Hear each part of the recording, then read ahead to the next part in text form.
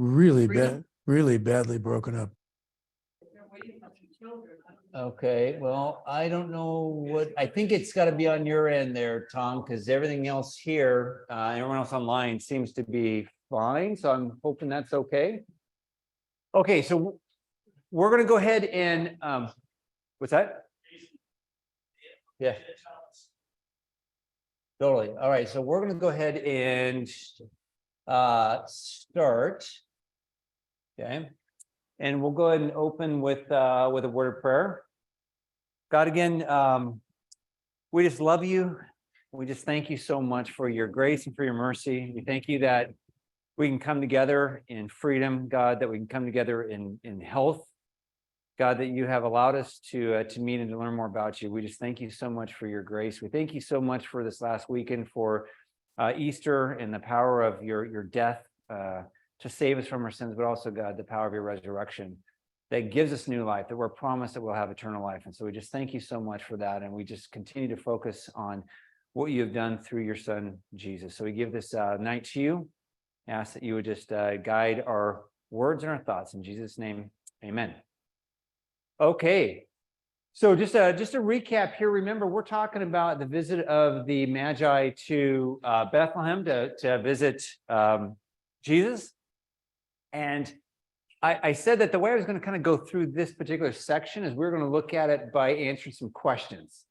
Because if you don't read this particular section and think, what in the world is going on here? It doesn't make any sense. These Gentiles, they're not Jews. Why they would come and worship this Jewish king makes no sense. So we've got some questions that we have that we're going to be answering here. Now, the first question, which we got through last week, but I just want to recap that again for you before we go on to answer the other 4 questions. And that's the question we ask is, how would they know? How would these Gentile astrologers, these wise men from Babylon, know that a Jewish king had been born? Right? They might see something in the sky. We talked about the fact that the star was the Shekinah glory, not an actual star. And we gave you 6 reasons why it can't be an actual star. But sure, they saw something. But why would them seeing that actually lead them to believe that a king had been born and that was Jewish? It's a sign in the sky. Why would they come to that conclusion? So we went through a couple things, and what we said was that these Babylonian astrologers had the writings of 2 of their most famous heads of the Babylonian school of the wise men. Remember? The first one was Balaam. Balaam, back in Numbers chapters 22 through 24, he gives these 4 oracles, right? And he tries to curse Israel, and God prevents him, and he ends up blessing them. Well, part of the blessing that Balaam gave was the fact that a star would rise out of Judah, right? And a scepter would come out of Judah. So the scepter was the kingship, and it would be the signal, the sign would be the star, right? And that was from Balaam. So these Babylonian astrologers had Balaam's prophecies. In fact, as we talked about last week, his prophecies are actually in the museums, right? They exist. And it was known that whoever Balaam cursed was cursed, and whoever Balaam blessed was blessed. So he was very famous, right? So they had his prophecies, and his prophecy, one of them was the star appearing and then a Jewish king coming to rule and to reign. And actually not just ruling and reigning, but ruling over the entire world, right? That was what Balaam had prophesied. But then we had the second one. And again, the Balaam prophecy told us what the signal would be. And that was the star, or the Shekinah glory appearing, which is actually what it would be. So that was the signal. But when should they start looking for this? Well, we get that from Daniel. Remember, Daniel was the head of the school of wise men in Babylon. He saved all the wise men's lives. Remember that? And so Daniel also is one of the most revered presidents or heads of the school of the wise men. And we know so they had the book of Daniel. So they had at least the first 2, the Numbers 22 through 24. They had that. Where they had any of the rest of the Old Testament, we don't know. And they had the book of Daniel. Because Daniel wrote it in Babylon. And that would have been part of their depository information they had. And he gave prophecies. Daniel gave lots of prophecies they would have had access to. One of the prophecies he gave, though, was a prophecy about the Messiah come in the 70 weeks. And he said it was in the 69th week from the command to go rebuild Jerusalem that the Messiah would come and the Messiah would be cut off. So they knew the timing, they knew how many years, and then as soon as the star appears, they know that that's the signal from Balaam. So they know he's Jewish because Balaam said he was going to be Jewish. They knew it was connected with a star or this brilliance in the heavens, and they know how long it's going to be until that shows up because of Daniel, right? So that's how they know not just that something has occurred in the heavens, but that it's actually the birth of a Jewish king. So that was the answer to the first question, was the Balaam and Daniel connection. All right. Questions or comments on that before we go through the rest of the account? We start answering some of the other questions that we have. Will you be discussing the Daniel prophecy here, or getting into the specifics of how these 69 weeks relate to? And that was last week. No, that was last week. I'm just doing a quick overview, a summarization, so that we can get to. I just didn't want, since we kind of ended halfway through, so you can go back to last week's to get the 69, the breakdown of the 70 weeks. The 70th week, the last week, has not started. Right, the first 69 weeks are complete. The 70th week is still in the future because that's the tribulation. That's the 7-year tribulation period that's still to come. Okay. This happens to me every week. Let's try this here. Okay. So, so the second question then is, why would the Magi or these wise men go to Jerusalem and not Bethlehem? Right. So we kind of have to answer the question. So Matthew, in Matthew 2, verse 2 says this. It says, saying, where, this is the wise men. They came to Jerusalem and they said, where is he who was born, the King of the Jews? For we saw a star when it rose and had come to worship him. So remember what we talked about last week is that when these wise men came, they didn't go to the palace. They didn't go to King Herod. They didn't go to him to ask him, hey, do you have a new son, right, that's been born King of the Jews? They apparently asked all the people or some people within the streets. It's only later on that Herod heard that they were there and asking these questions that they get brought into the palace, right? So, but they go to Jerusalem, and the reason why they go to Jerusalem and not Bethlehem is because the star has led them to Jerusalem. And we talked last week that the star leads them there and then disappears. And then it's going to reappear again to lead them to Bethlehem. But now it leads them to Jerusalem. So they are under the assumption that the star has now disappeared. This must be where they need to stop. This is where this new Jewish king is going to be born. And it's likely, I mean, if you were to look for a new Jewish king, where would you look? What city? Jerusalem, because it's the capital of, it's not Roman's capital. The Roman capital was Caesarea. The Jews' capital, though, was Jerusalem. So they're like, it's disappeared. This is the place where it's at, because this is where the king's rules from Jerusalem. And so they start then now asking, we're in the city, but we don't know exactly where in the city to go find. So they start asking the question, where's he who's born King of the Jews? The problem is, though, is that while they had Daniel's prophecy and they had Balaam's prophecy, they didn't have Micah's prophecy, right? Because Micah wasn't a prophet that was in the Babylonian captivity, right? So they know when and they know what the signal is, but they don't actually know where, right? And so what's going to happen here is that when Herod gets his chief priests and his scribes together to ask them the question, they're going to tell him that, oh, Micah 5:2 tells us that he's going to be born in Bethlehem. So the reason why they go to Jerusalem instead of Bethlehem is they don't have Micah 5:2. And Jerusalem is the place you would go to see a new Jewish king, right? Okay.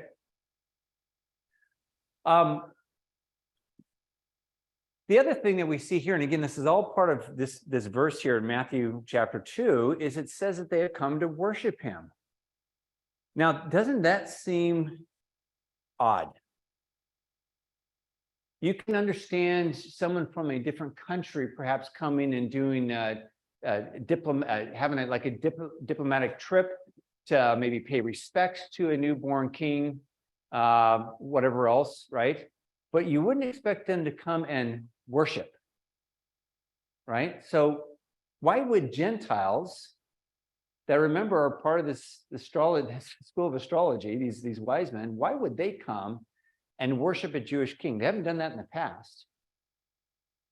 Even if he's a brand new Jewish king, maybe a diplomatic trip, but why worship? Okay, does that make sense to everybody why I'm asking the question? Because they come and worship him versus the Jews who don't. All right, so we're going to kind of get into some of these things here. Yes, exactly right. So when you ask the question about why would they do that? Well, there's revelation that they have that the Jews had as well, remember, but the Jews didn't act on it. Right? We'll see that they actually, for the most part, the majority of the Jews actually reject Jesus as Messiah and don't worship him, even though they have way more revelation than the Gentiles. But these Gentile astrologers, wise men, they actually have the book of Daniel. Now, the book of Daniel talks about this coming king, this Messiah, and it paints this picture of who he is. And I'm just going to read you a portion. There's other parts of Daniel, but I'm going to read you this. And I just want you to sit back and think, if you were the Babylonian wise men, what would your reaction be if you honestly thought this prophecy was true? Because they did. This was Daniel that gave it. And if you thought it was true, what would be your response? So in Daniel chapter 7, one of the more famous passages of Daniel, chapter 9, verse 14, look what it says here. It says, as I looked, thrones were placed, and the Ancient of Days, this is God, right? The Ancient of Days took his seat. His clothing was white as snow, and the hair of his head like pure wool. His throne was fiery flames, its wheels were burning fire. A stream of fire issued and came out from before him. 1,000 thousands served him. Just like picture 1,000 thousands, like, I mean, this multitude is serving God. And 10,000 times 10,000 stood before him. The court sat in judgment and the books were open. So this is picturing this judgment in the end times, right? This hasn't happened yet. This is still future, even from our time. I looked then because of the sound of the great words that the horn was speaking. Again, this is the horn from the beast. This is the bad horn. And as I looked, the beast was killed and his body destroyed and given over to be burned with fire. As for the rest of the beasts, their dominion was taken away, but their lives were prolonged for a season and a time. I saw in the night visions, and behold, with the clouds of heaven, there came one like a son of man. And he came to the Ancient of Days and was presented before him. And to him was given, now here's the part, right? What was given to the Son of Man, who's referred to as, this is the Messiah, right? To him was given dominion and glory and a kingdom that all peoples, nations, and languages should serve him. His dominion is an everlasting dominion which shall not pass away, and his kingdom one that shall not be destroyed. So what is Daniel saying here about the Messiah? Just what are some of the characteristics that are pointed out here about the Messiah? He's going to be the entire. That's right. That's right. He is going to be a ruler of the entire earth, not just Israel, not just a portion of it. He will be the world ruler, right? What else is pointed out? Those who came to worship him, are those on earth or in heaven? Who's the 10,000 times 10,000? This is in the future. This is in heaven. This is at the judgment, right? 100 million were worshiping. Well, maybe I don't. You did the math, I did. but so yeah, lots of people. But what is it? What else is that he says about the Messiah? Again, why would these Gentiles come worship him in Bethlehem? So he's going to be the king of the entire world, all nations, all languages, everybody. Everlasting. Okay, there we go. That- That's right. So the second thing is not only will he be the ruler of the entire world, every nation will bow down to him. Every nation will be underneath his control and his dominion, but he will never die. His throne and his rule will be forever and ever.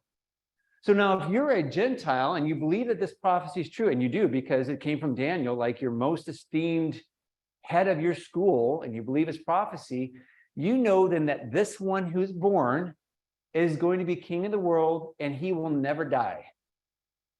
Has that ever happened in human history? No. So what's your response if you're these Gentiles?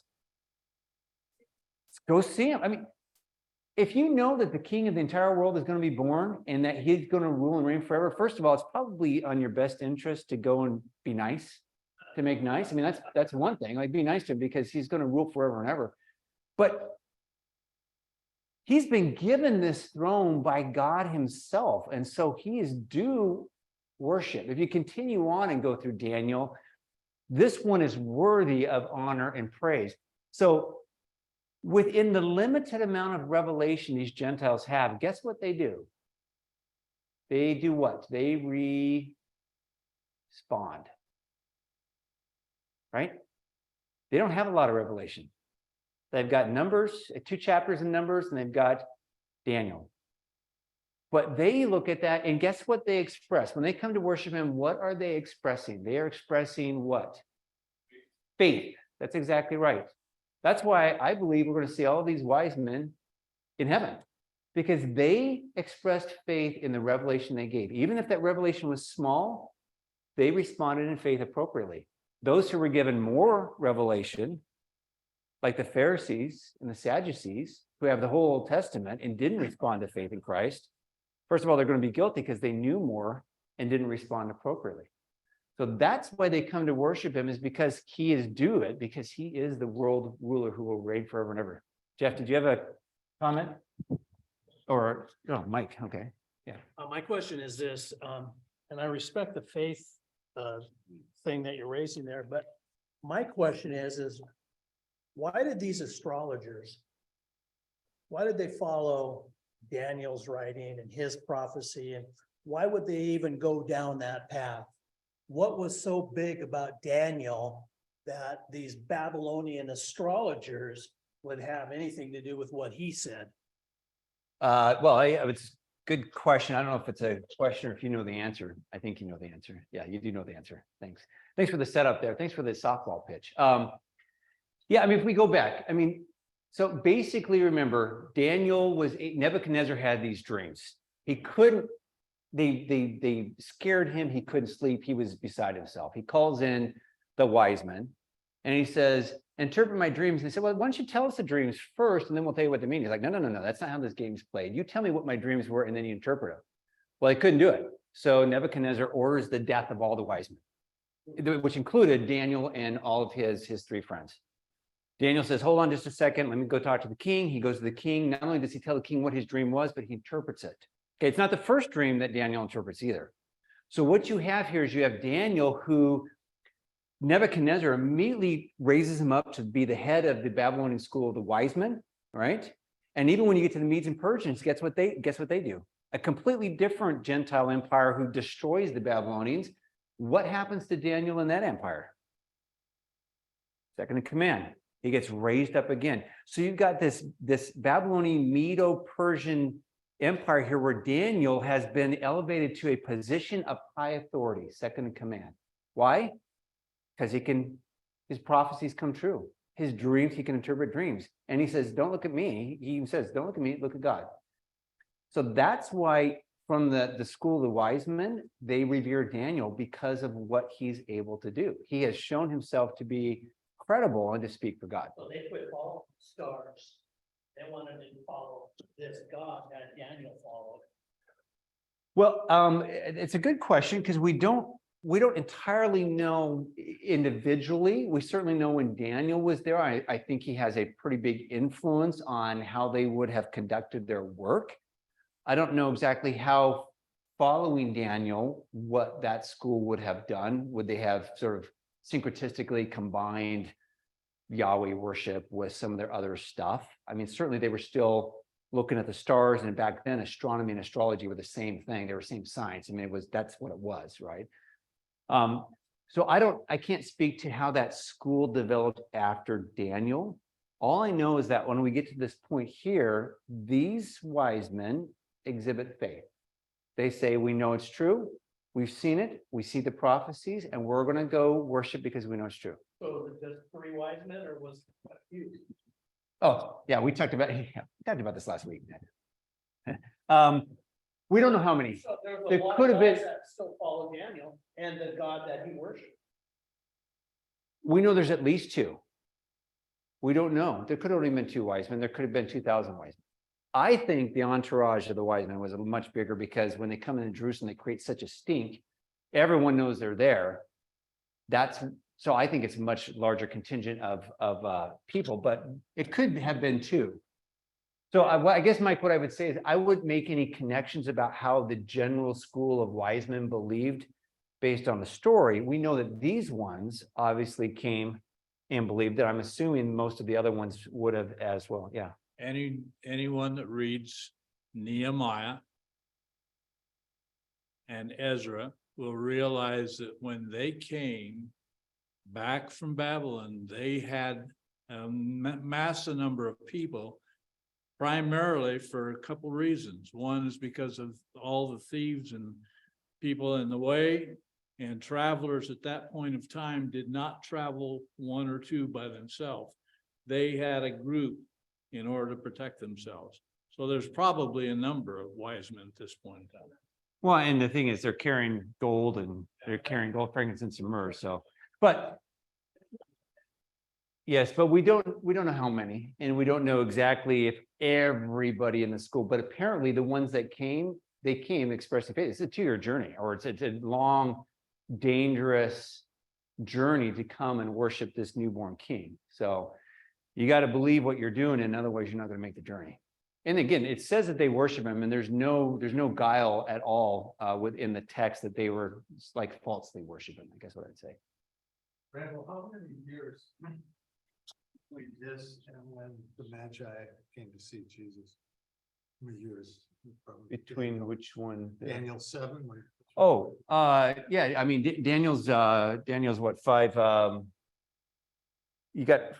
It's probably somewhere around 500 to 550, 500. So it's about 500, just round it off, say 500 years before.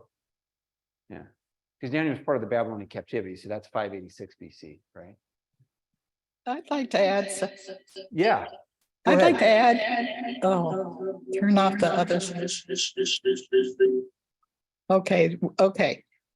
This is Barbara, and I think it's very interesting. There was a lot going on in Daniel with King Nebuchadnezzar because he lost his mind for the 7 times.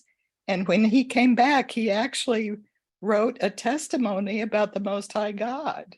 Mhm. So chapter 4 of Daniel is really that I'm not surprised that these Babylonians knew about God and the Yeah. King of the Jews coming.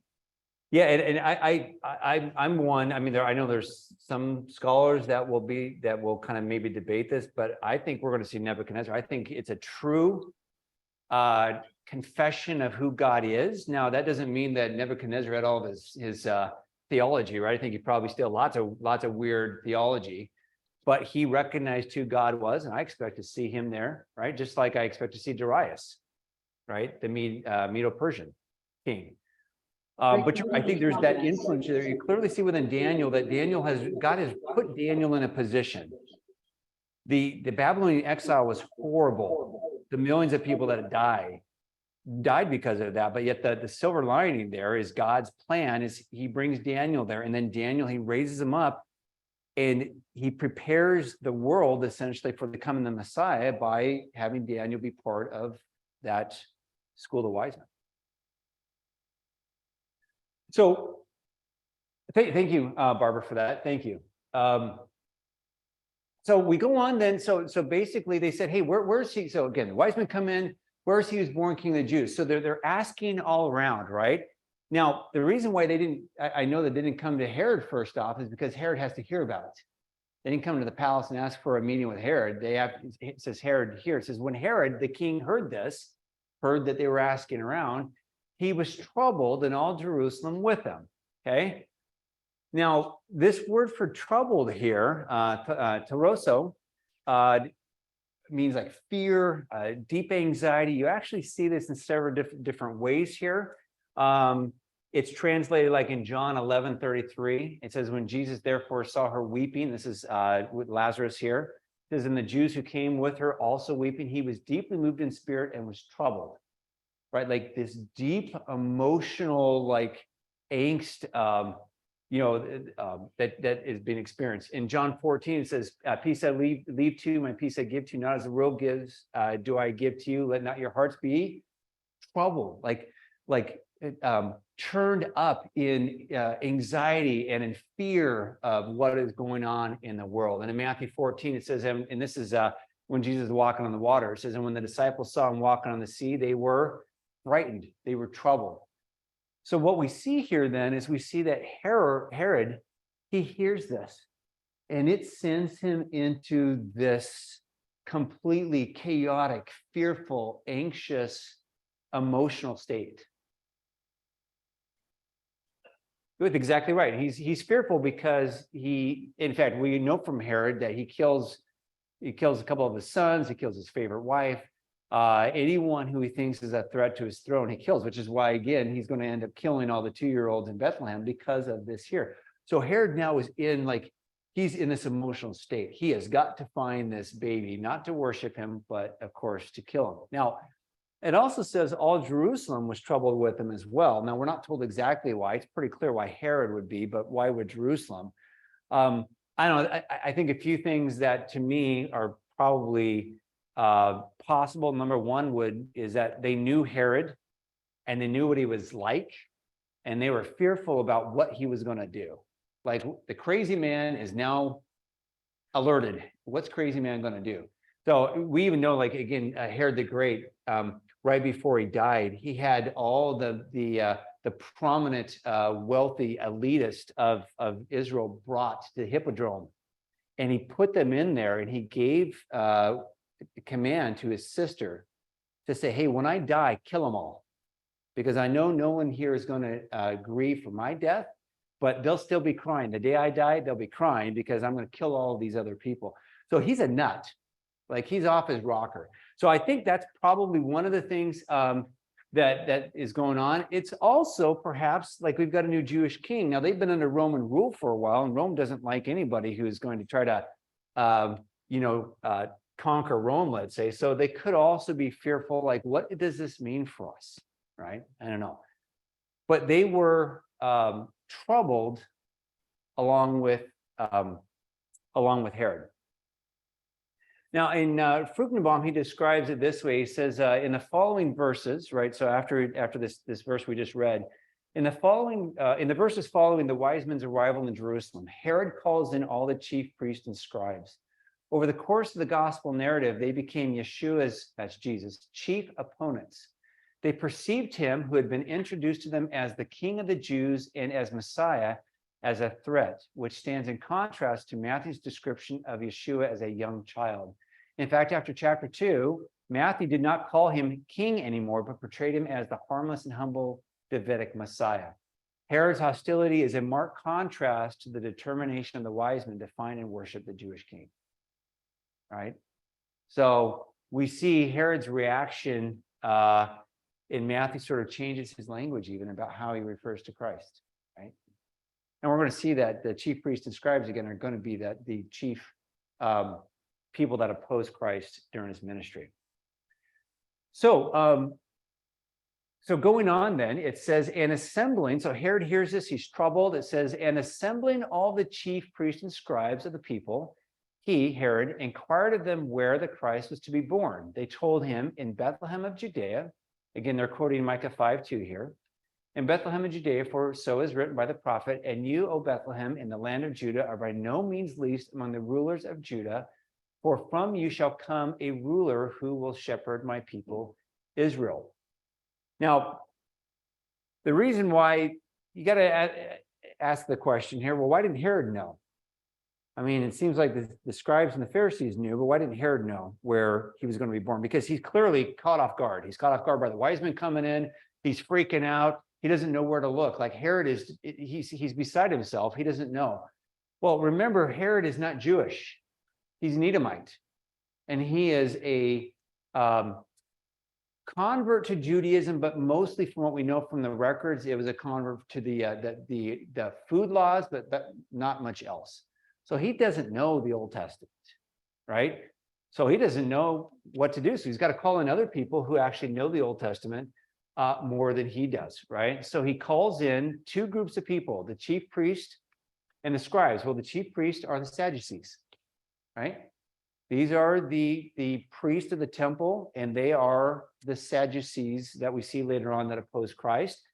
And the scribes are the Pharisees. Now, the scribes are actually a subcomponent of the Pharisees. The scribes are the ones that not only had the Old Testament memorized, but they also had the oral law memorized as well. So the scribes were like the intellectuals, the key lawyers that could come in and say, no, this is right or wrong based off of the law. So he brings them in, these wise Jewish people, to tell them where it's at. Now, when Matthew quotes Micah, he doesn't quote it exactly in the way that it was written in Micah. So I just wanted to pull out here what Micah says, because I want you to understand what God says about not just the location of the birth, but something about who the Messiah is, right? So Micah says this, but you, O Bethlehem Ephratah, who are too little to be among the clans of Judah, from you shall come forth for me one who is to be ruler in Israel. Okay, great, we know that. Who's what? Coming forth is from old, from ancient days. What does that say about the Messiah? Right. What does that mean? What's the point here? That his coming was predicted. Nope. But that's good though. That's good. No. His coming, not the prediction of his coming, but his coming is from old, from ancient of days. What is that a description of? What's that? Prophecy that Daniel spoke of probably. No. Nope. Are you referring to the passage in Daniel when the ancient of days is and all in power? Nope. Okay. The coming forth of this Messiah is from old, from ancient of days. In other words, the one who is born as a baby has existed for how long? Forever. The ancient of days. So it isn't just where he's going to be born. This one who is born has been around the ancient of days. Because remember, ancient of days is how it was described God, and that is the way of describing God's eternality. So we have here this Messiah is also eternal in his person, right? Okay. So that's something that even though we're not discussing the prophecy of Micah, I wanted to make sure that you saw that because Matthew doesn't quote it exactly, right? Time for a question? Yeah, go ahead. Yeah, Jesus in his humanity only existed after the virgin birth. The word existed forever. So is there some sort of a way we can come to grips with that? This is Zip, right? Yeah, Well, I mean, boy, I mean, if you're kind of asking about how to come to grips with the idea of the hypostatic union, this union of the divine nature and the human nature, is that what you're asking? Like, how do we make that make sense? Or no, I don't know if we have enough time for that, but no, yeah, yeah. So I mean, this is something that's kind of, I haven't been able to wrap my arms around. Jesus at the birth became man. The word became flesh. And he lived, he was born then, he grew, crucified, and Jesus now is sitting at the right hand of the Father, waiting for end time events. yeah, But prior to that, although the Trinity existed and the Word existed, the Son existed, Jesus, as we know him, didn't come into being until that birth. yes. So thank you for bringing this up because there's more to the Micah 5 too, but you're right.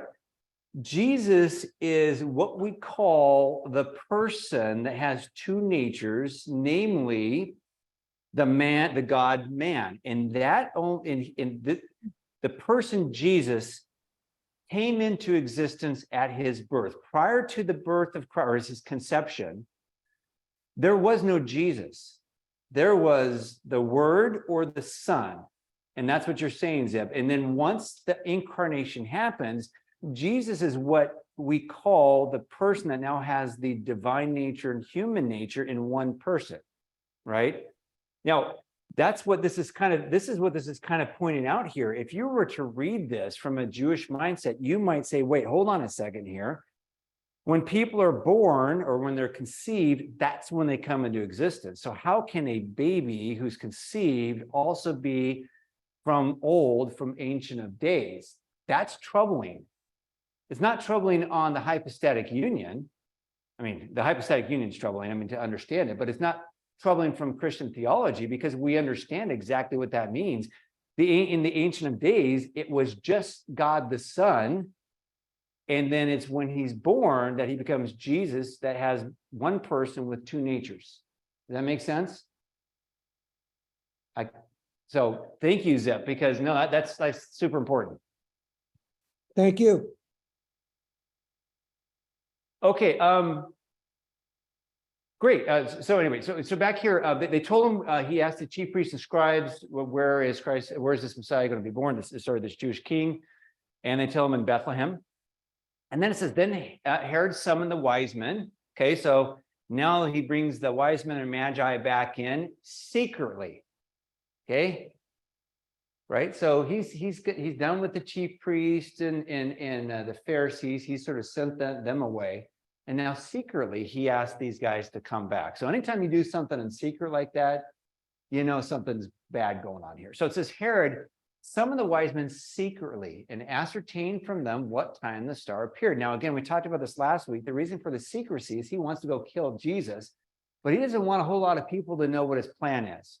So he's just going to get those, the wise men, and he's going to ask them, and he asked them a key question. What time did the star appear? So remember last week, one of the reasons why I told you that this can't be a literal star is because it didn't appear in Israel. It wasn't a global event. Otherwise, Herod would have known already when the star appeared because him and everyone in Israel would have seen it for 2 years. So because it's not a global appearance, but it's the localized appearance of the Shekinah glory that has led them, right?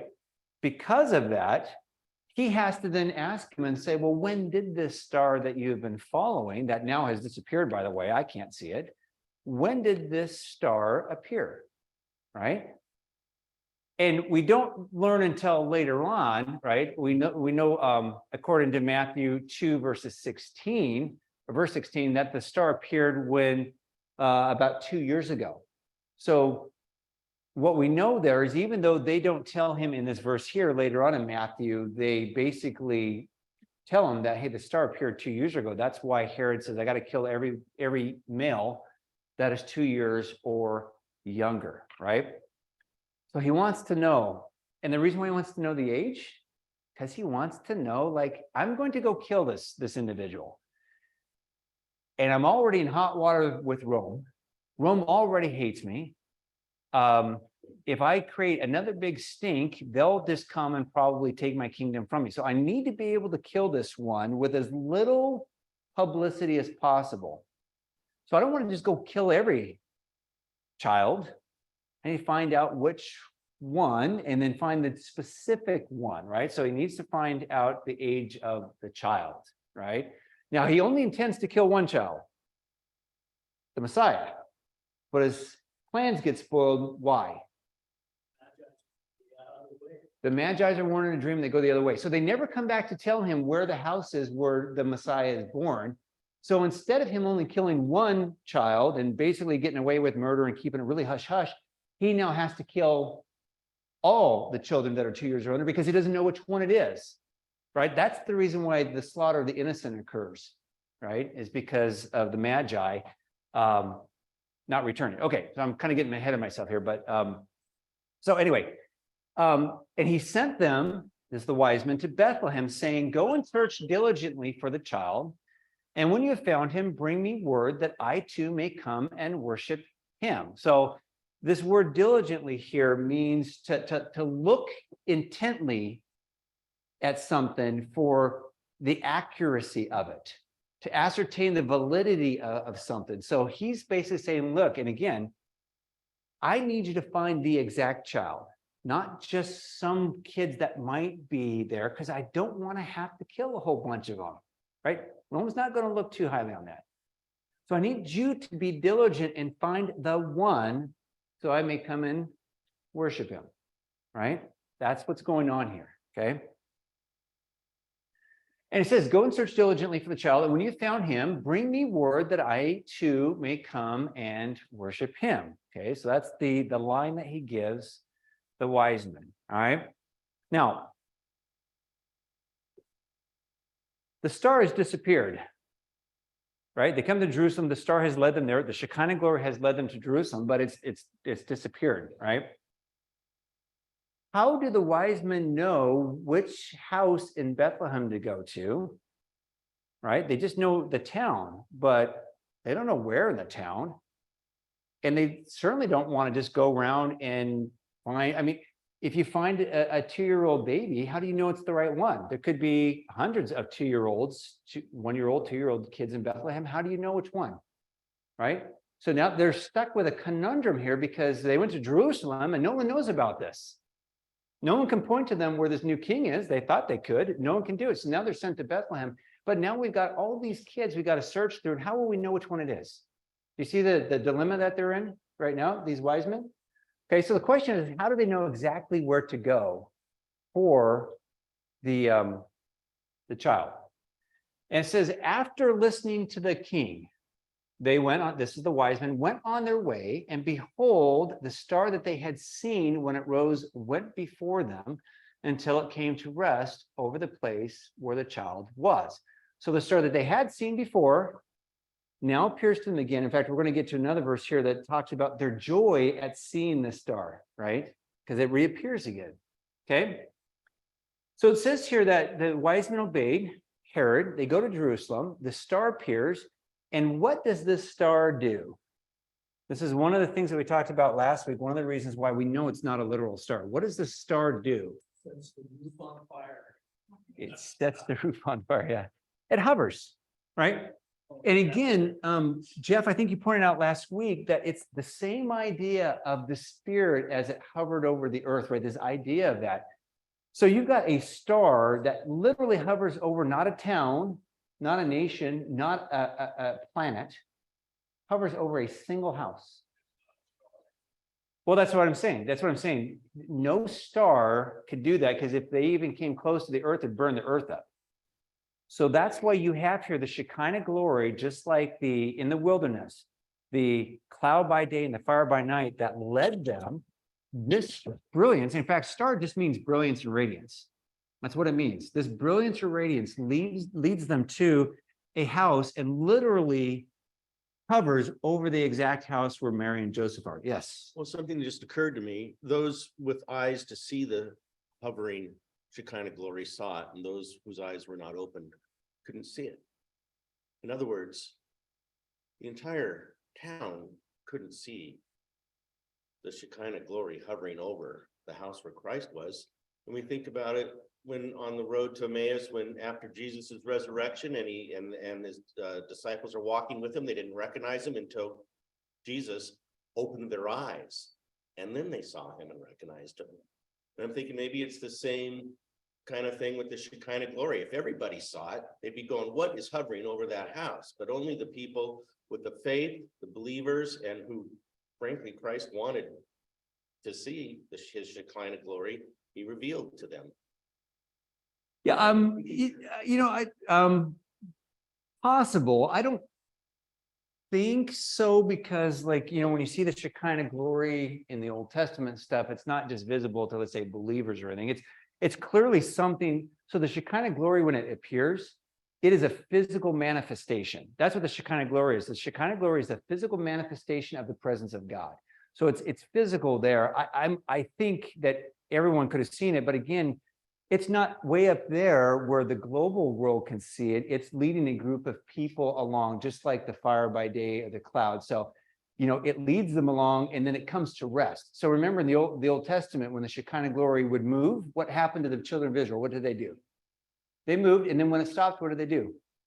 And they waited around. Could be months, could be years. They didn't move until the Shekinah glory moved. So I think about it like this: from Jerusalem, the Shekinah glory leads them to Bethlehem, and then it stops over the house.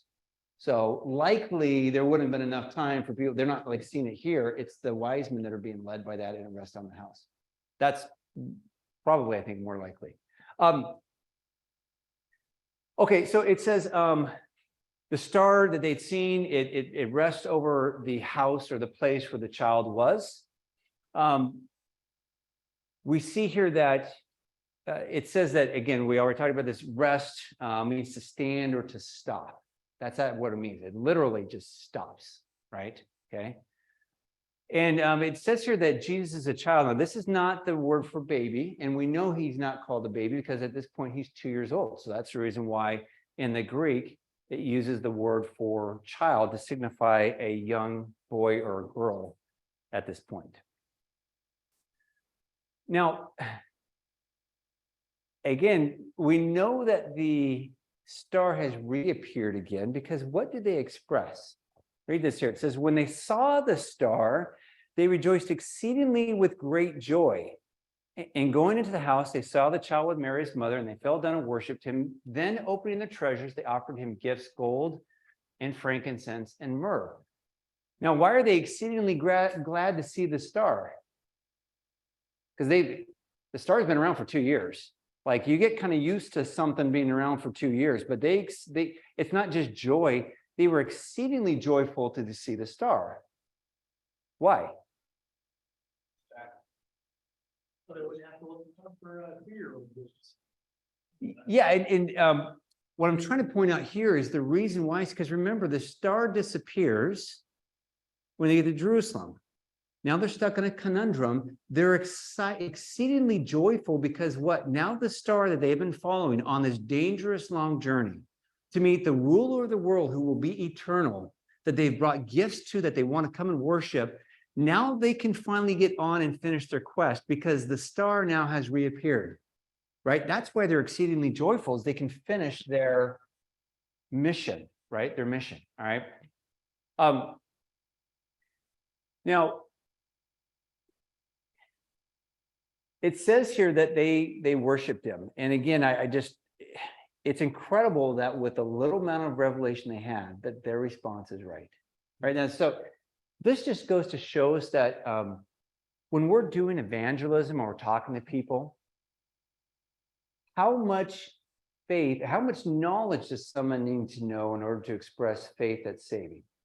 What do they need to believe? Paul says, if you confess with your mouth that Jesus Christ is Lord and believe in your heart that God raised him from the dead, which means he has to die, right? You will be what? Confess with your mouth. Okay, so salvation requires how much knowledge? Not much at all. The thief on the cross, 0. Yeah, so here's my point here is that faith is a response to the knowledge that you've received. And sometimes we complicate stuff. You've got Gentiles here that their theology probably is really whacked out. They know some theology, but they don't know a lot. There's a lot of things they probably got wrong, right? But when we witness to somebody, the gospel is so simple. And when you witness to someone and they accept Christ, I can almost guarantee a lot of them, probably 99% of what, God bless you, 99% of what they believe is total hogwash, right? But they don't come to salvation with the right theology many times. So just look at the response of these Gentiles with limited knowledge. They express faith in that limited knowledge, even though probably much of their theology was skewed by their culture and their background, but yet they expressed faith in the small amount of knowledge that God had given to them, right? I think that's incredible. Yes, Jeff, hold on your second. Well, I guess because we're coming hot off of the resurrection celebration, is that, that reminds me of when James wanted to, I won't believe until I put my hand and, see his holes in his, and then put my hand in his side, and Jesus tells him, you believe because you have seen, but blessed are those who believe and have not seen. Yeah. So there's a difference between the content of faith that saves you and the content of what we should believe as we grow in maturity through Christ. I guess is my point. That's kind of what I was trying to say here. And it's their good example of that. So it says that when they enter the house, they fell down and they worshiped him. Again, they give him the worth that he is due, and they are worshiping as this eternal king that the God of heaven has given him the authority over this. Now, do they understand the hypostatic union? No, I doubt it. They understand a lot of stuff? No, but they understand that he's the eternal king that God has put in place and that he deserves worship. So it says they fall down and they worship him, and they offer 3 types of gifts. Now, these gifts are gold, which is a symbol of kingship. So not only is it really valuable, but it's what you would give a king. Frankincense, which in the Old Testament is the symbol for the deity of God. They're bringing him frankincense, right, as a symbol of deity. Now, what they actually thought of who he was as a person, we're not sure, but they give him this frankincense. And of course, myrrh is that symbol of death and sacrifice, because myrrh is one of the things that you would use to embalm or prepare a body for burial. So at his childhood right here, he's given gold to recognize his kingship, given frankincense, which recognizes his deity, and he's given myrrh to recognize his mission, which is to die, right? Now, there's a practical reason why I don't want to get ahead of myself here on this. Let me just say this for just a second here. Okay, so they have gone on a long journey. They have brought these gifts, and I like what Fruchtenbaum says here. It says the first Jewish worship and the first Gentile worship were initiated in the same way by means of the Shekinah glory. Just think here, when God says, "I want to enact my plan," who were the first Gentiles that he came to by means of the Shekinah glory to announce it? Who was that? That's probably. Well, they could have been concurrent, but yeah. Shepherds. The shepherds, the Jews. The Shekinah glory appears to them and announces it. And here we have these Gentiles by means of the Shekinah glory again appears. God has revealed himself to both halves of humanity, essentially, Gentiles and Jews, through his Shekinah glory. Just a thought here. The fact that he was brought into this world so innocently, and really nobody recognized him. Mhm. The world did not come and worship him. A handful of guys from Babylonia showed up, some shepherds showed up. Yeah. And, maybe they hung out with the family for a couple of years there, but outside of that, I mean, even the family didn't recognize him. James, the brother James, Yep. didn't recognize him until he came back, and Jesus showed himself at resurrection. Yeah. But the point is that God gave us all salvation in the innocence of this tiny little baby that everybody shunned him and wanted to murder him, and eventually did. Yeah, and I think that the thing that you're kind of pointing out here a little bit is that when we think about witnessing to family and friends and coworkers and things like that, sometimes you think, gosh, my best arguments for them to become a Christian seem to fall on deaf ears. And yet that's nothing new, because you have the whole Old Testament here that speaks of the Christ.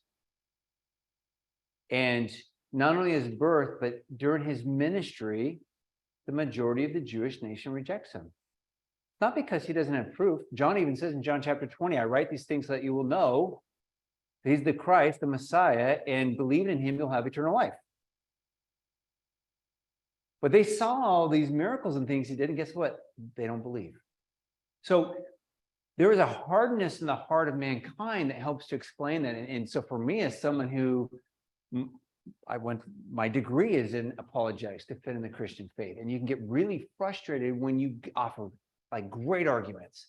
like nail in the coffin type of arguments for the existence of God. And yet you have people that go, I don't believe, just like, really? Like, they would rather believe in the tooth fairy than in that. And so this just helps to sort of show the heart of mankind, even when they have revelation, right?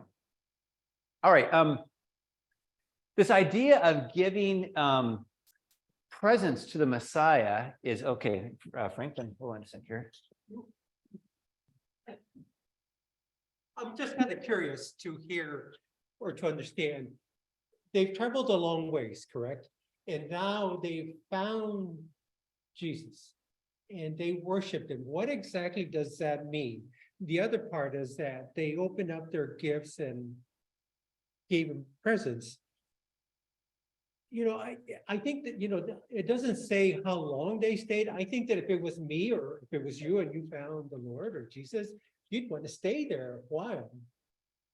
And I guess I'm trying to connect the dots as to how long did they stay? When you say worship, what exactly does that? Yeah, I mean, worship is basically, well, in English, it's basically this shortened version of worth-ship. That's what worship is. You are giving worth and proclaiming the worth of a particular person or a particular thing. So when they're coming and giving worship, they are giving him the worth that he is due. And the worth that he is due, and at least in their eyes, is that he is the ruler of the world who's going to rule forever and ever. So they are worshiping him from that perspective. Now, how long they stayed, I don't think they stayed very long. And here's why. You've got nutty old Herod over here. He is absolutely beside himself. He can't wait for them to come back so he can kill this child. If they wait there, let's say they stay there for 2 or 3 weeks, do you think Herod gets a little, he'd be antsy? I think Herod's going to be like, look, I'm tired of this. I'm going to go find these guys. Like, they're camped out in some house enjoying, a home cooked meal and whatever else. Like, it's time for you to come back. So the Bible doesn't say. So Frank, to answer your question, I don't know how long they stayed, but I doubt they stayed past the evening that they came or the day that they came. I think they came, they worshiped him, they offered gifts. It says they then had a dream. So I'm assuming that the same night of the day they came, we don't know if they came in the morning or whenever else, but that day that they came, when they were asleep, they were warned in a dream to go another way. So the reason why they're not going to hang around, because like you said, hey, look, if it's me, I'm hanging around with this guy. Like I'm buying the house next door. I got the house next door to the future king in the entire world. Like, that's good property. They're not doing that because God tells them don't do it. God says leave. And so I think they were there for the one day, they were warned, and they leave. But that's the reason for them not hanging around. Does that make sense? Or does it make sense? I don't know if it does or not. Jeff. Well, since we're still talking about the gifts that they brought, what ended up happening? How did Joseph and Mary and Jesus' family use the gold? Oh, we're going to get there. Yes. Yeah, actually, we're not going to get there this week. So hang on to that question. The question was, how did Joseph and Mary utilize these gifts? And we will get to that next week. But I do want you to hold this intention. Why did God have these Gentiles come and bring gifts? So God has a very pragmatic purpose as well to what he does. And so we're going to see that coming up here, that these gifts are going to be extremely helpful in the next stage of Jesus's life. So keep that in the back of your mind for next week. All right. The rabbinic teaching talks quite a bit about this, but also the Old Testament talks about this idea of gifts being given to the Messiah. So this was actually something that was already part of the Old Testament account of what would happen to the Messiah. The rabbis talked about it because they saw that this was a biblical idea of bringing gifts to the Messiah, right? So you see, for instance, Isaiah 65, it says, then you shall see and be radiant, your heart shall thrill and exult because the abundance of the sea shall be turned to you. Again, this is the Messiah. The wealth of the nations shall come to you. So even in Isaiah, you have this idea of the wealth of the nations. Like, and of course, part of that is fulfilled when he's 2 years old. The actual big fulfillment of that is going to be when he rules the world, and all the nations do bring all of their resources to him, and the king rules. But this idea that the Messiah will be given gifts is there in the Old Testament. Here's a section from the Talmud. Now, the Talmud is the Jewish rabbinic writings. This isn't biblical. This is the rabbinic writings, and this is what they say. It says, there is a discussion in the Talmud of the description in Isaiah 60, which is what I just read, of the nations bearing gifts of gold and incense. This is understood to mean that Egypt will one day bring gifts to the Messiah. The giving of gifts to the Messiah is generally linked to the phrase in Jacob's blessing until he, Shiloh, comes. So remember in Genesis, Jacob gives this blessing. A part of this blessing is prophetic, right? He talks about all of his children and he gives these blessings. And part of that was where he says that this will happen until Shiloh comes. Now, Shiloh, some people think it's a proper name. The rabbis tend to think, no, it's not, because if you split that apart, Shiloh is until he come, right? That's the way that they read, not the proper name of a person, but an action, right? So until Shiloh, until he comes, for which the rabbis traditionally read Shiloh, gifts for him. The interpretation is based on the promise in Psalm 76:11 that the nations around Israel will bring gifts to the one to be feared, right? So we have sort of this idea in the Old Testament as well in the rabbinic writings that when the Messiah comes, gifts will be brought to him, all right? Now, we've already talked about this, that they've come, they've worshiped him, they've given him their gifts. And then it says, and being warned in a dream not to return to Herod. Now, it doesn't say that dream happened the same night. So, Frank, to your question, I don't know, maybe it was the next day, maybe it was a couple of days. I don't think it was very long, because I think, like I said, Herod would have been like, dude, I'm done with you. I'm just going to go find him myself.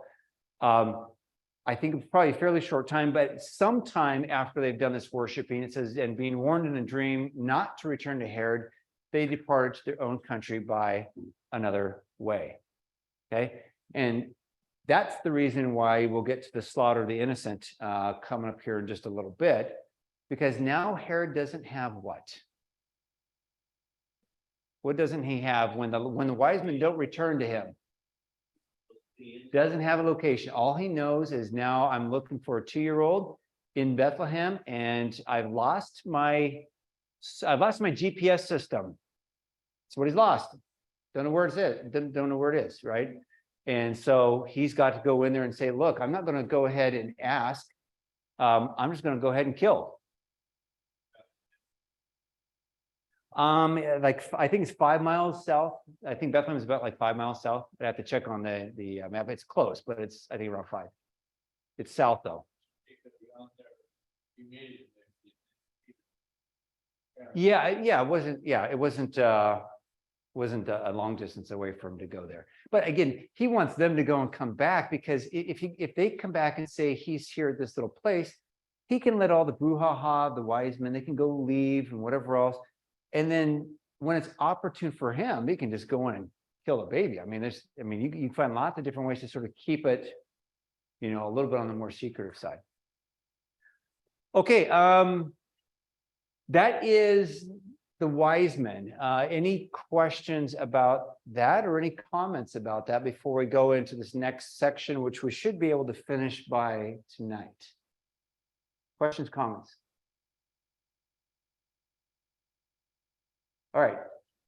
So now the wise men have left, and now we are going to come to what's the outcome of that? Well, the outcome is what we just talked about, right? So now we're into the part where Joseph, Mary, and Jesus, they flee and they reside in Egypt for somewhere between 1 to 2 years. Again, we're not really sure about the months and stuff like that. So I just kind of give you a general time period that they are in Egypt around 1 to 2 years. So that when Christ comes back, he's probably somewhere around 4, right? When they finally come back to Nazareth, he's about 4, between maybe 3 to 5, depending on how the timing works out. Okay.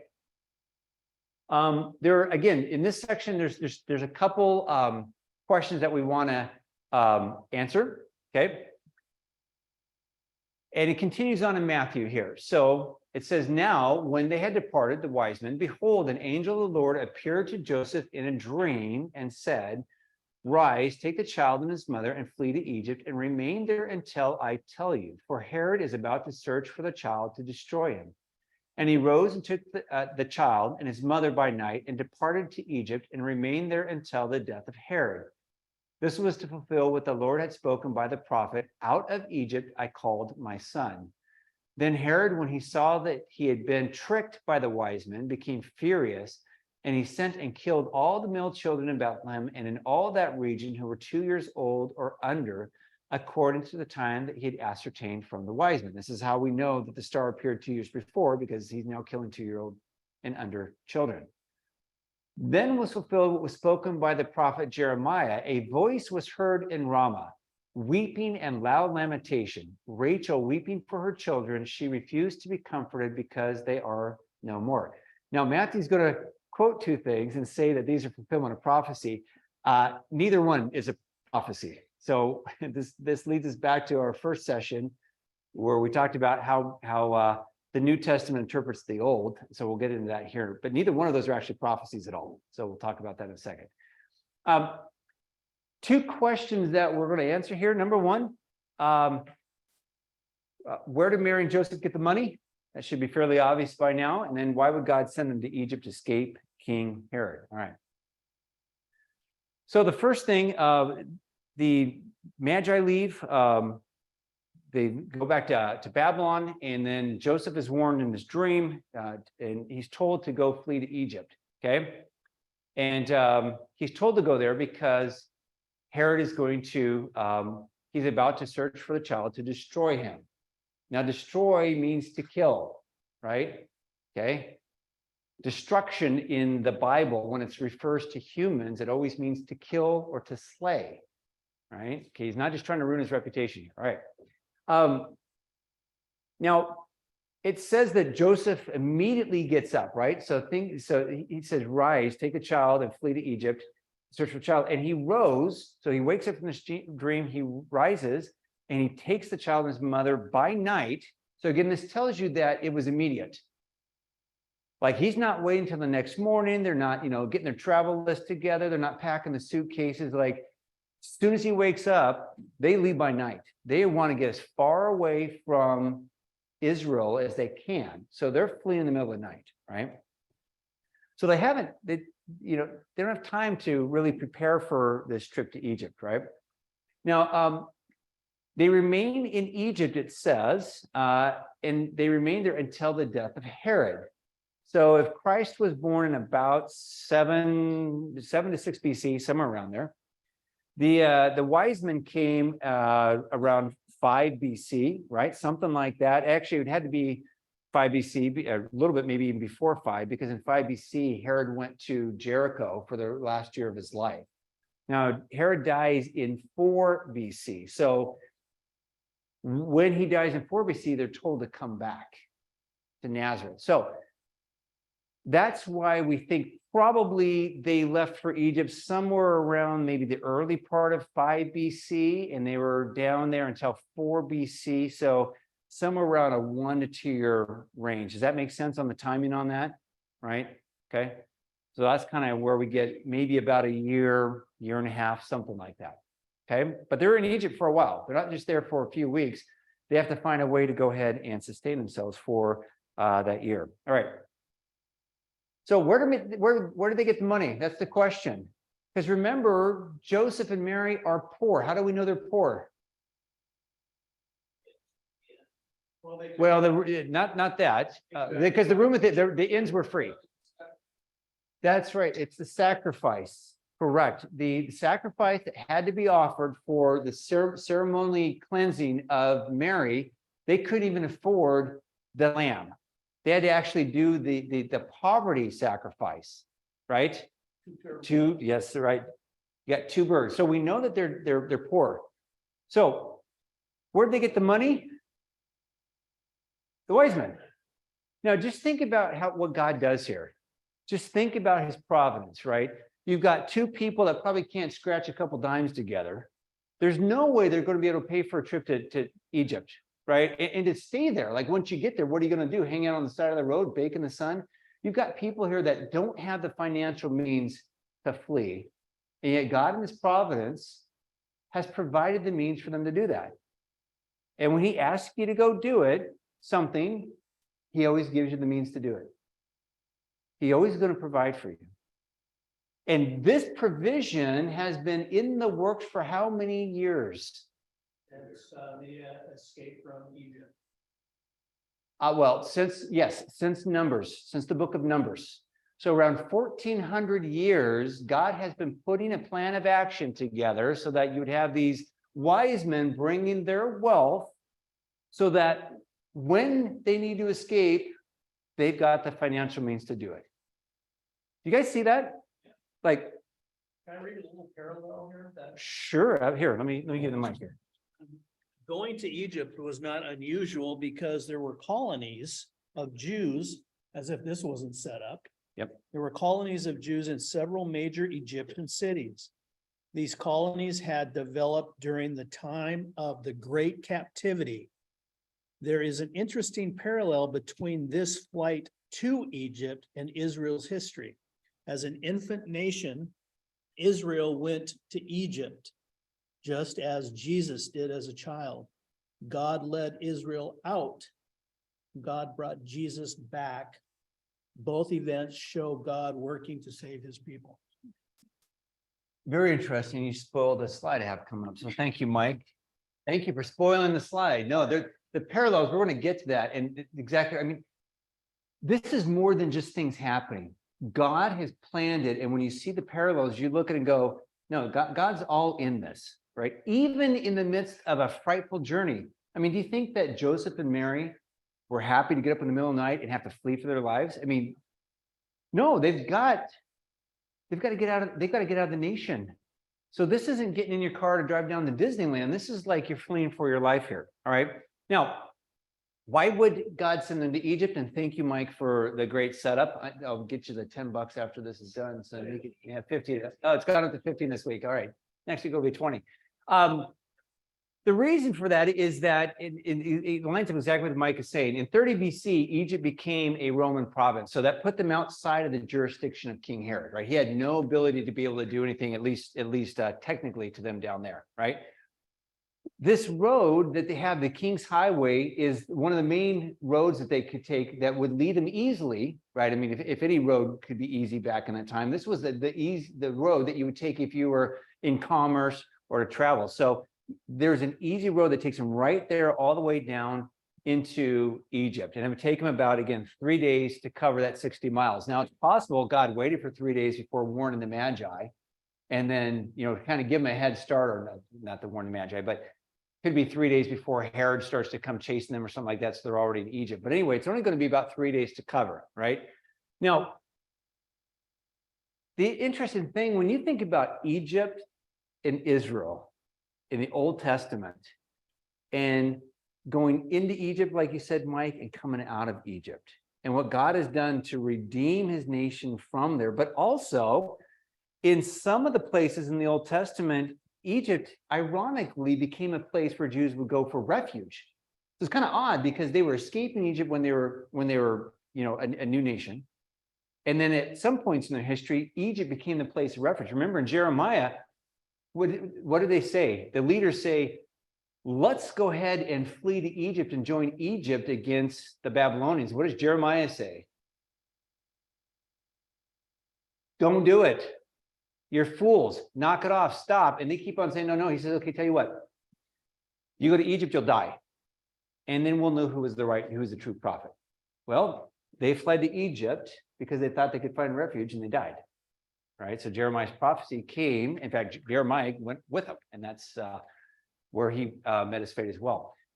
Now, Mike, what you were saying here is that about this time in history, there was about 1 million Jews living there. So you've got these fairly significant colonies. In fact, it's likely that Joseph and Mary had relatives that were there in Egypt. So they've got the financial means to get there. There's a huge Jewish population in Egypt, so that at least when they're there, they're not there by themselves, right? It'd be easy for them to assimilate into the Egyptian society for at least that years period of time. All right.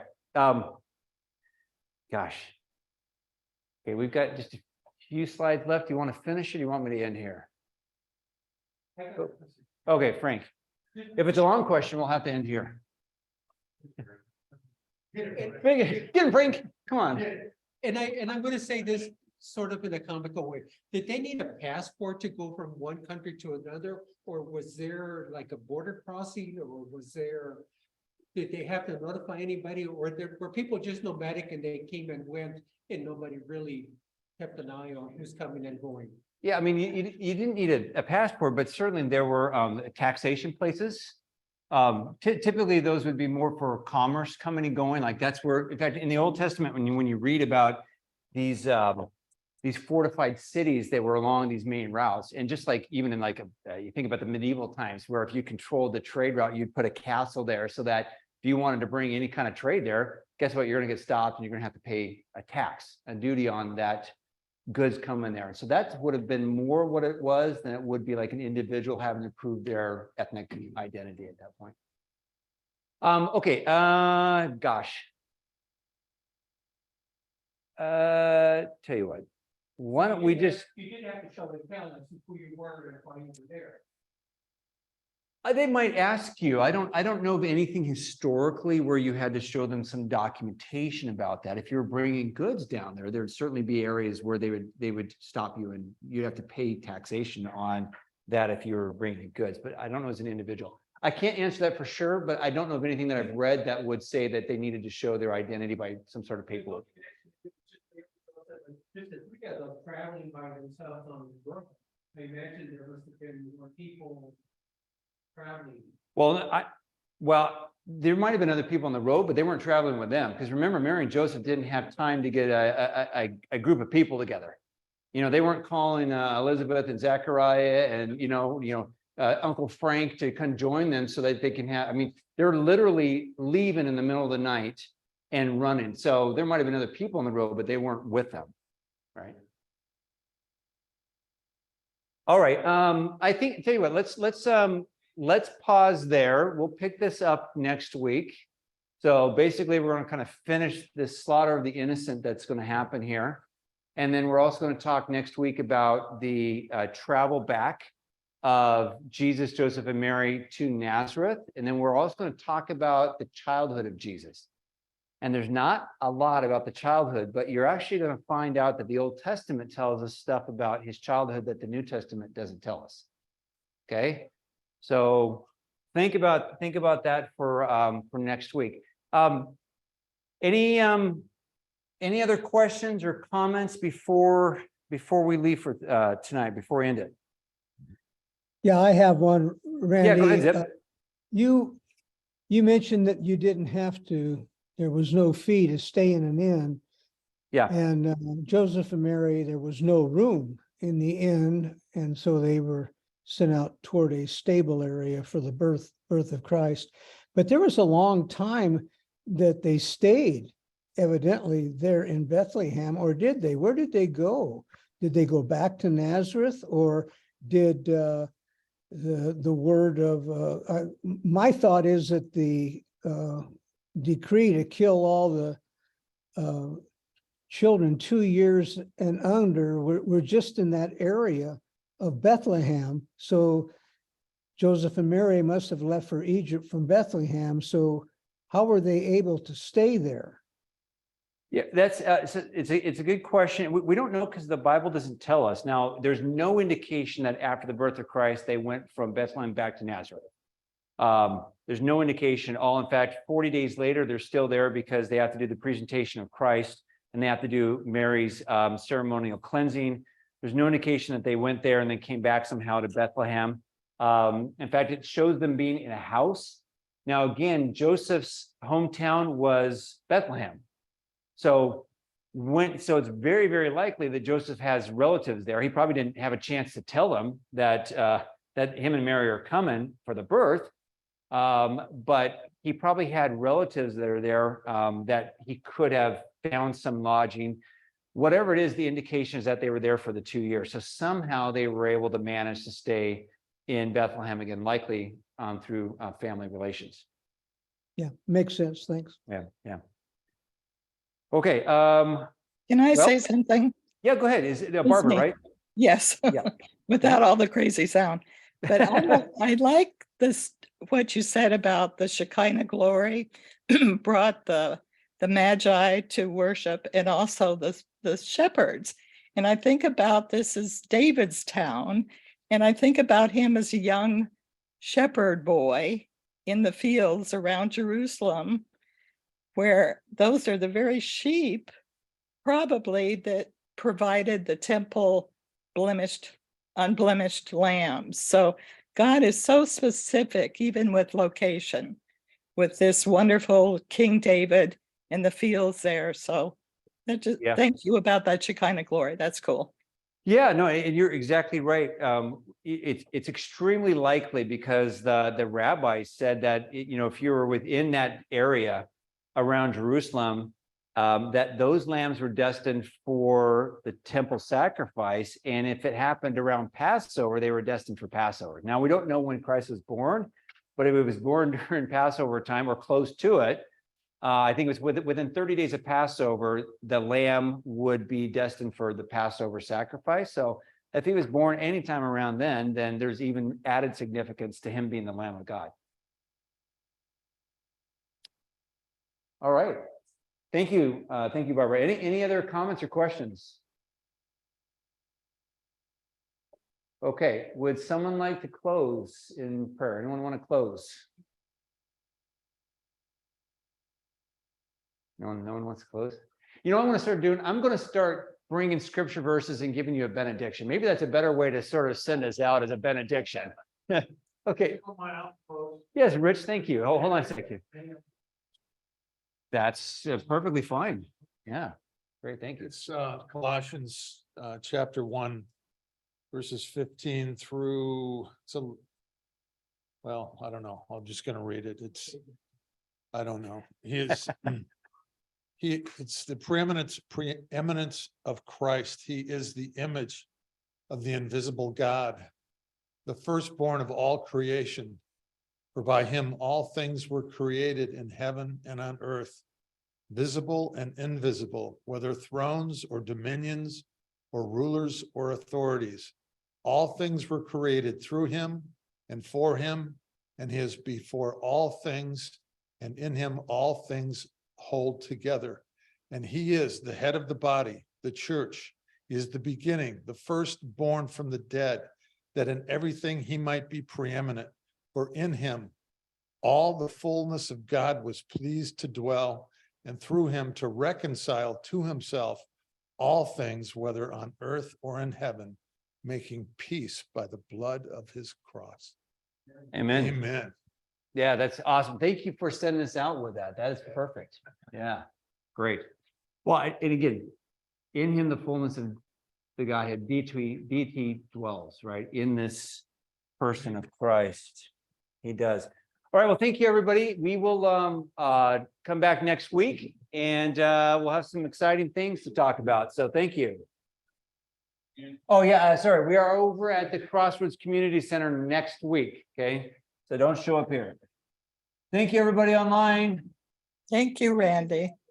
Thank you. Bye-bye.